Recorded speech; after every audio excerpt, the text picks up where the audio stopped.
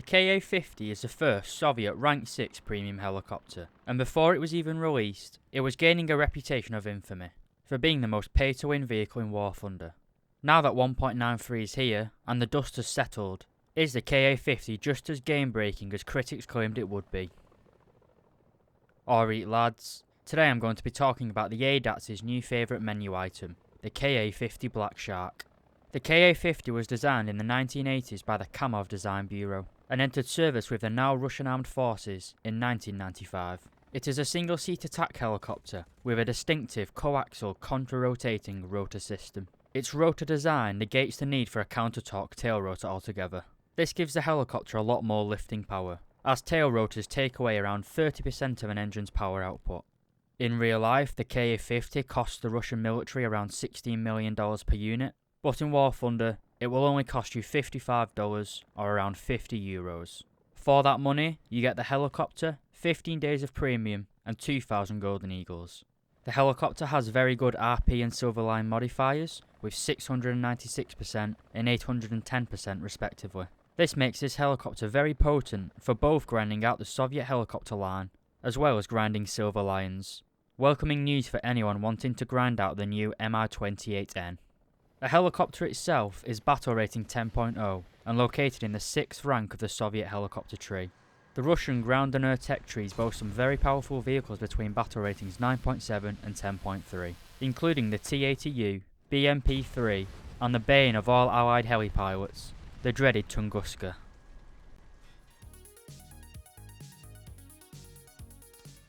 As previously mentioned, this helicopter has a contra-rotating rotor system. These rotors, combined with the Klimov TV3 turbine engines, producing 2,200 horsepower each, give this helicopter an in-game static climb rate of 14.8 meters per second. For comparison, the other Soviet premium, the Mi-24D, has a climb rate of 10.9 meters per second, and the G-Lynx, the British light attack helicopter, has a 13 meters per second climb rate.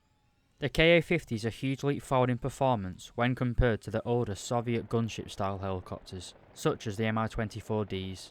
You can perform steep turns and manoeuvres with the confidence you won't go into a rotor stall and crash, an issue that personally put me off the older Russian styles of helicopters. It does, however, retain the good speed of the older Soviet gunships, maxing out at 310 km per hour, and with the powerful Klimov engines, you'll accelerate up to that speed pretty quickly. You also have a very good yaw rate, which is handy for exiting Immelmans and generally turning the helicopter at low speed. Whilst being more manoeuvrable than the average Soviet gunship, the Ka-50's manoeuvrability at high speed is nothing when compared to the G-Lynx or Eurocopters. It's pretty much impossible to roll this helicopter at low altitude, and whilst loops are possible, they take significantly longer to perform and recover from when compared to the previously mentioned helicopters.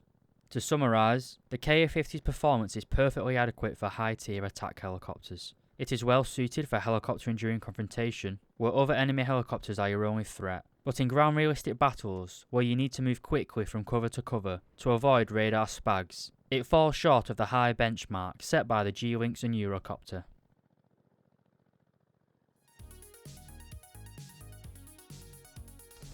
The Ka-50's primary weapon is the 30mm 2A42 autocannon. This is the same gun as found on the Soviet BMP-2. Both the air and ground target belts are very effective at their respective jobs, especially the ground attack belt, as it has access to the excellent HVAP round.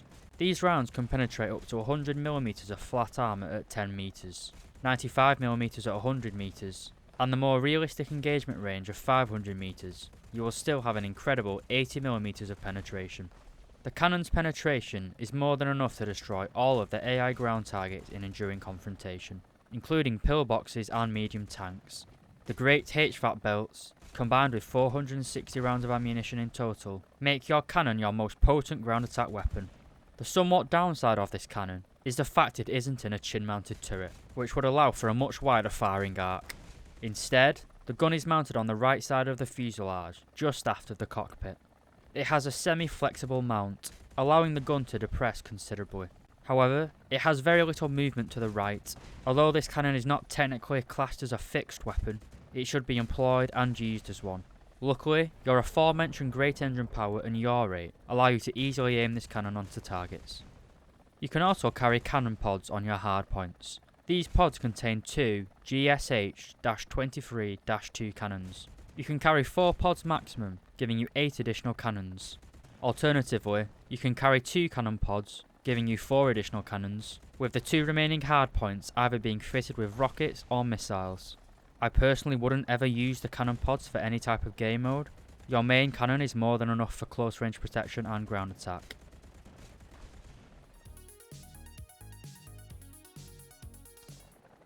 The Ka-50 gets access to the S-8KO rockets found on the other high-tier Soviet helicopters. These are dumbfire rockets, which means they have no guidance and must be manually aimed. Luckily, these rockets have very good flight characteristics and pretty low dispersion, making them very easy to use. Even if you are inexperienced, you can carry a maximum of 80 rockets across 4 pods, which means you don't have to be conservative when firing. Alternatively, you can carry 2 rocket pods, giving you a total of 40, as well as a choice of additional weapons. The rockets themselves are armed with a high explosive anti-tank warhead, giving you 400mm of penetration at all ranges. They also have a considerable blast radius, which is useful for lightly armoured targets such as AAA, but for heavily armoured targets like tanks and pillboxes, a direct hit will be needed. Generally when ground attacking, I will use the rockets to engage soft targets, where precision aim isn't needed. But I find it much easier to engage well armoured targets, such as pillboxes and medium tanks, with the 30mm cannon, as getting direct hits from the rockets at long range is a little bit tricky.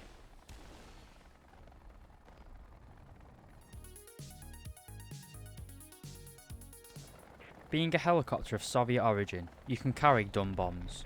Again, like the dumbfire rockets, dumbfire bombs are unguided and must be manually aimed by the pilot. You can carry either 4 250 kilo bombs or 2 500 kilo bombs. These bombs can be used to destroy bases in heli and during confrontation, but you can also do this with your rockets. I see no reason to use bombs whatsoever. In fact, you will probably end up blowing your own helicopter up in the process. Using bombs on a helicopter is almost as big as a meme as the Challenger 2 being battle rating 10.3.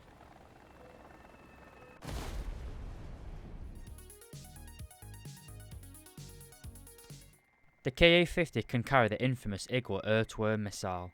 Like the American Stinger, which was designed to be carried and operated by infantry, it too has been adapted for use on helicopters. The Igla has a rear aspect lock range of 6 km and an all aspect lock range of 4 km.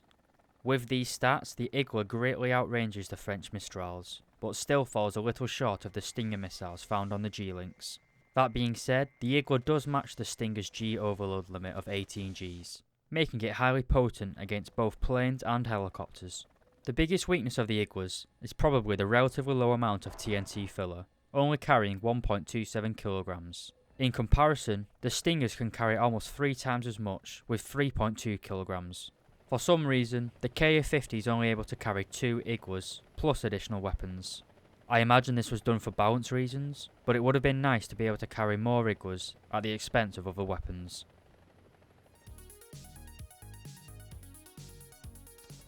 The last weapon system available to the Ka-50 are the Vikirs, and they are the source of all the controversy surrounding this helicopter. The Vikirs are air-to-ground missiles which also have a proximity-fused warhead, allowing them to be used effectively against helicopters and planes. The missiles have a maximum range of 10 km and move at 600 meters per second, meaning the Vikirs travel further and faster than even the Hellfire missiles.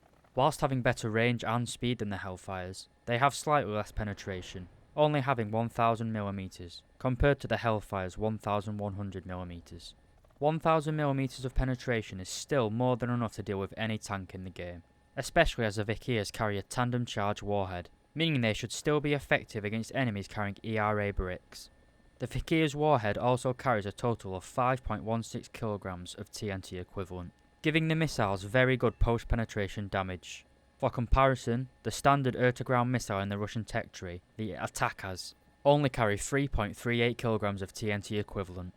The missiles themselves are optically guided by the pilot, but patch 1.93 also included a new aiming system, where top-tier helicopters can essentially track tanks, planes, and other helicopters in the gunner camera. The tracking camera is by no means perfect. For example, it does not lead targets, it simply tracks them, meaning if an enemy is at close range and moving across your screen, the missile will often not hit, as the automated tracking system did not lead the missile enough. But in helicopter and during confrontation, where helicopters take off and tend to fly straight towards each other. The missiles do not need to be led. As long as the enemy flies somewhat straight towards you, it's pretty much an easy kill. To make matters worse, unlike air-to-air missiles, enemy pilots do not receive a warning that a missile has been launched. This missile and automated aiming system has essentially broken helicopter during confrontation, as the meta before the patch dropped was to close to between 2 and 4 kilometers with an enemy and then fight with air-to-air missiles. Now, in patch 1.93, players are locking onto each other using the new mechanic and using the Vikir's great range of 10 kilometers to essentially sit at the back of an engagement area and pick off targets. As I mentioned, the Vikirs have a proximity fuse warhead, which means you don't even have to get a direct hit to kill an enemy.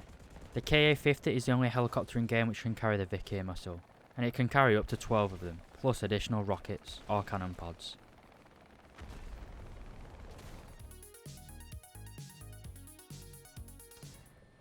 I found the Ka-50 quite hard to use in ground realistic battles, for a few reasons. First, the Ka-50 does not get access to night vision or thermal imaging in the gunner camera. This makes target acquisition incredibly hard, and it makes the 10 km max range of our Vikirs pretty useless, as you can't see shit any further than around 4 km away from the battlefield. The obvious solution to this would be get closer to the battlefield. However, this pretty much puts you at the mercy of the American ADATs, and due to the Ka-50's mediocre maneuverability, you are unable to dodge the incoming missiles. You do at least get a radar warning receiver to alert you to whenever a radar spag is locking onto you. But if you are getting locked onto, it's pretty much already too late, as a missile is already in the air. This kind of leaves you in a limbo, as you struggle to fight at both close and long ranges. However, if you do manage to get past the enemy spags and get into a good position, your 12 Vikir missiles are more than capable of causing havoc in ground realistic battles. However, I wouldn't recommend spawning into this helicopter as your first vehicle. Instead, waiting till the mid or late game, where enemies are thinned down and, more importantly, preoccupied. The situation is completely reversed in helicopter during confrontation. Your great combination of 30mm cannon, 40 S8 rockets, and 12 Vikir missiles make you both a dedicated air defense helicopter and ground attacker at the same time, essentially allowing you to perform whatever role is convenient at that point in the battle. If you are near ground targets, you can use your cannon and rockets to obliterate them, all whilst retaining the 12 Vikirs for when the enemy helicopters inevitably show up. You can also carry 128 flares for defense against enemy anti-air missiles, but realistically, your main threat in this helicopter are Vikir missiles fired by other Ka-50s on the opposing team.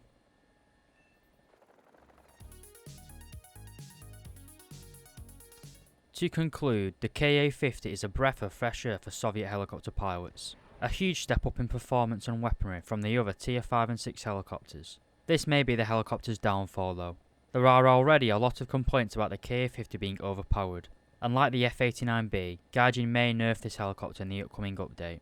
This is all pure speculation, but I imagine a nerf would come in the form of them removing the proximity fuse of the missile, or substantially reducing the range. Again, all speculation. Even with these nerfs, the helicopter would still remain competitive in my opinion. But the current Ka-50, with its 12 Vikirs, 40 rockets, and an amazing 30mm cannon, is pretty much the king of helicopter during confrontation at the minute, basically making the G-Lynx and Eurocopters irrelevant within a single patch. Which is great news for Ka-50 pilots, but is it good news for the health of War Thunder as a game? I don't think so. Whilst the Ka-50 has the weapons to cause havoc in ground realistic battles, it doesn't really fit into the high speed, high maneuverability meta which has been set by helicopters such as the G-Lynx. This, and the fact the Ka-50 doesn't have the night or thermal imaging available in the gunner's sight, really do limit this helicopter's effectiveness in ground realistic mode. That being said, due to top tier Soviet planes being pretty dedicated fighters, lacking effective bomb loads, the Ka-50 is probably the best close air support vehicle the Soviets have at the minute. So, should you buy this helicopter? If you want to ground the Soviet helicopter tree, then it's a no-brainer. I've had several games of enduring confrontation, where I've earned over 50,000 RP and nearly 200,000 silver lions. Not only do you make good profit from playing this helicopter, you also have fun at the same time.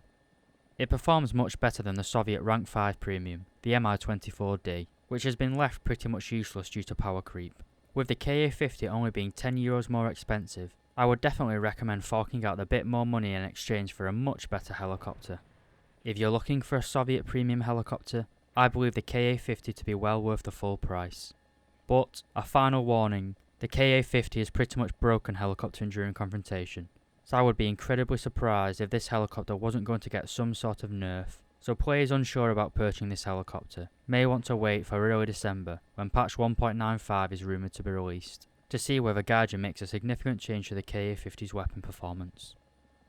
As always, I hope you found this video useful, lads. Thank you very much for watching, and think of those poor Mi-4 pilots.